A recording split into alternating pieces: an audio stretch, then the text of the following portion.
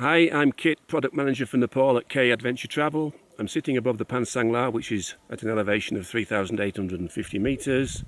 I'm on day 11 of the Ganesh Himal Panorama Trek. I've got 16 clients with me, they're all absolutely loving it, and we're all of us looking forward to the last 3 days of the trek as we head south down the Tiru Danda. This has been a trip of contrasts. Over my shoulder you can see that we've seen the big peaks. We've got the Ganesh peaks on the left and Manaslu and Himal Chuli on the right. I can see the Annapurnas and Fishtail Peak in that direction, and in this direction I can see Langtang Lirung and the other Langtang peaks heading off into Tibet. If Everest isn't really high on your tick list and you're looking for something a little bit more varied, a little bit softer, lots of forest, lots of interesting people,